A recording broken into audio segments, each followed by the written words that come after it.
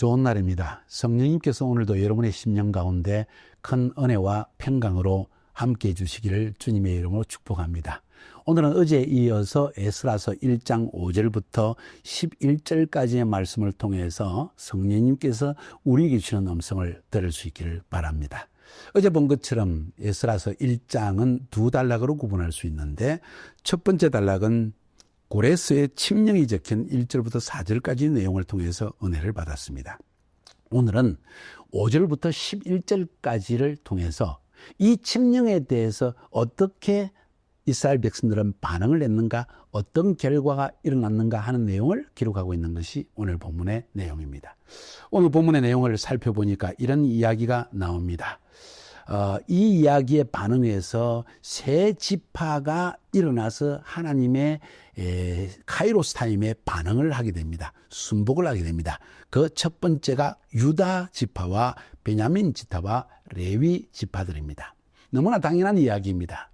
바빌론의 포로로 잡혀온 백성들은 바로 남쪽 유다가 BC 586년에 바빌론 느부갓네살 왕에 의해서 완전히 침공을 당하고 무너졌을 때 잡혀온 사람들입니다.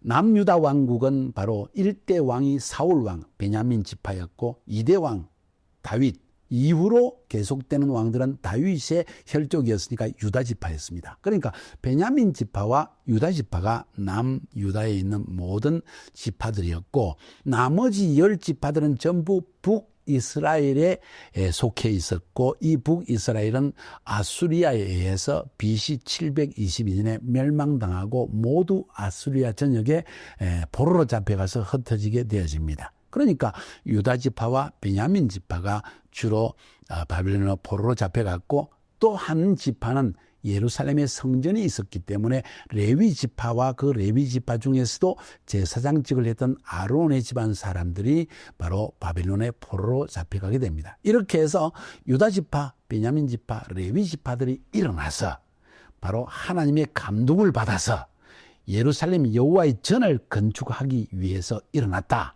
하는 이야기를 본문은 들려주고 있습니다. 자, 그러면 우리 한번 생각해 봅시다. 이 고레스 왕의 칙령을 들었을 때 이스라엘 백성들은 전부 기뻐서 와, 드디어 하나님의 시간이 왔구나, 돌아가자 했을까요? 천만의 말씀입니다.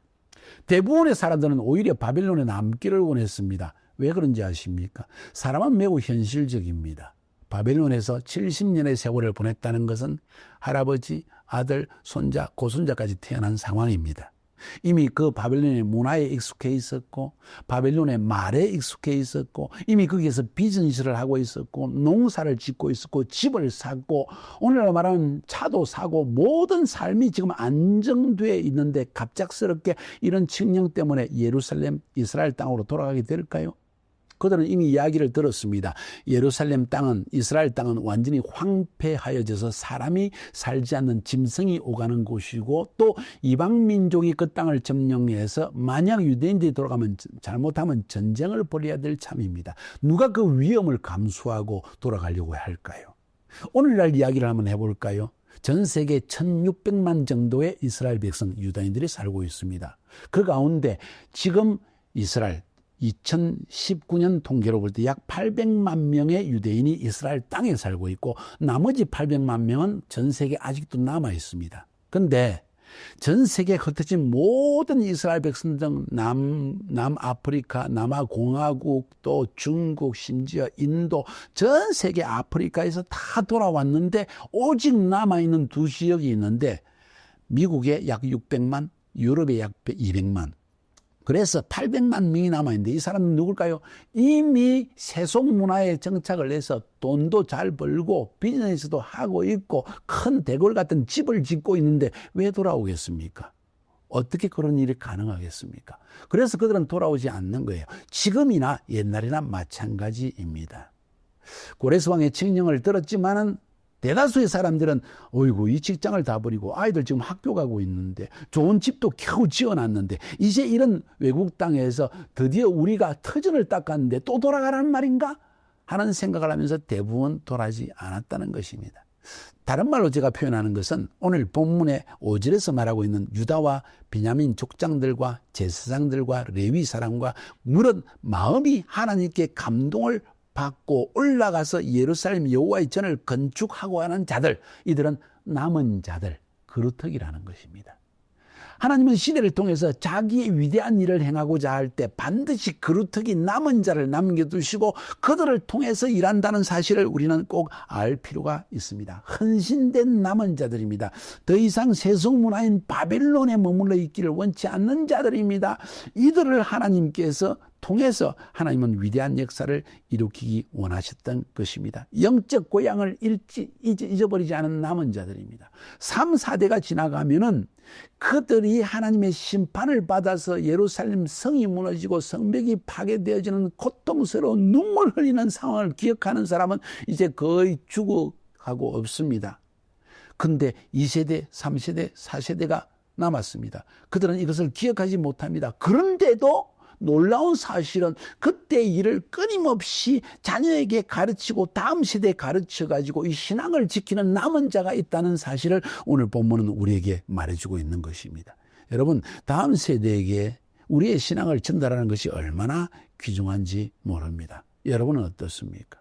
매우 중요한 이야기를 지금 우리에게 하고 있는 것입니다. 이들은 결국 하나님이 시간에 하나님의 칙령에 감동을 받아서 하나님께 순종한 그룹이었다는 사실을 이야기해 주고 있습니다.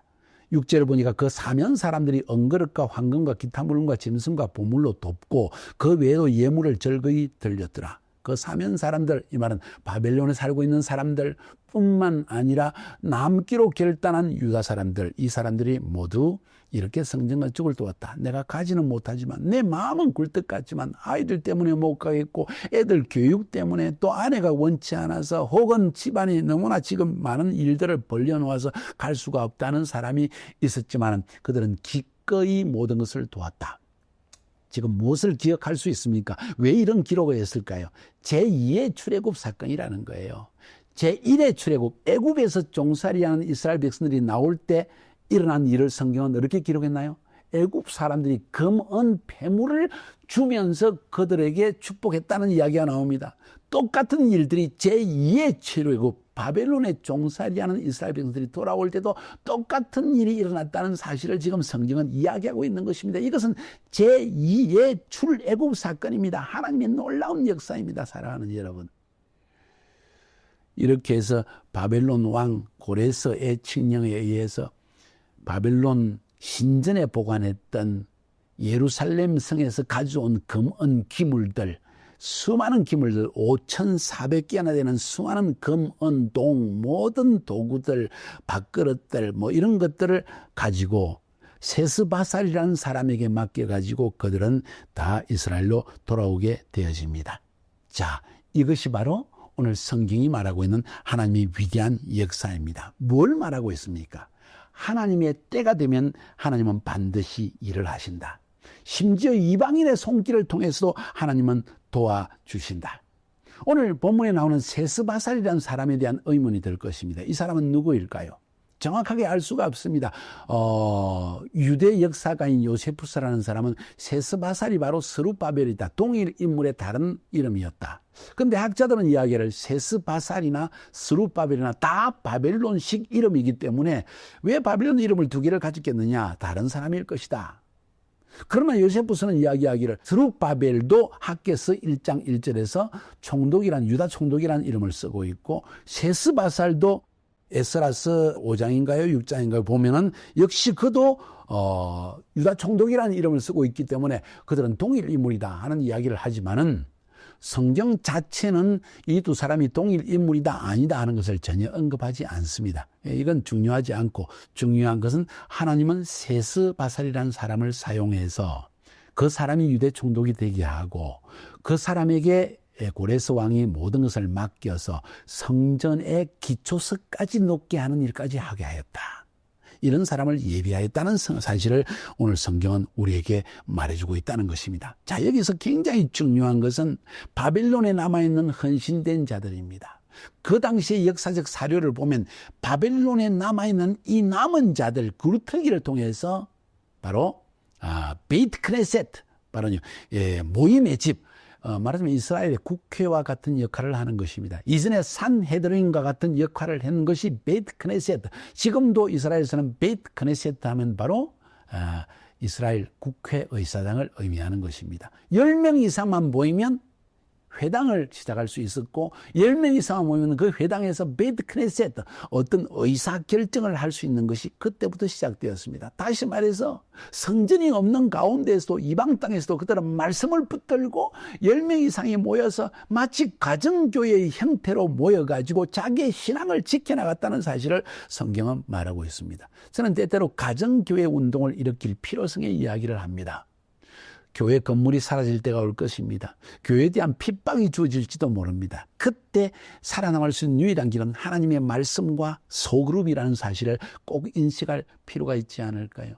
마지막 때 하나님께서 자기 백성을 다 모으시고 회복시킬 때까지 존재해야 될 교회의 형태가 무엇인가? 바로 이런 남은 자들을 통한 소수 그룹과 하나님의 말씀이 굉장히 중요한 역할을 한다는 것을 저는 여러분들에게 말씀드리고 싶은 것입니다.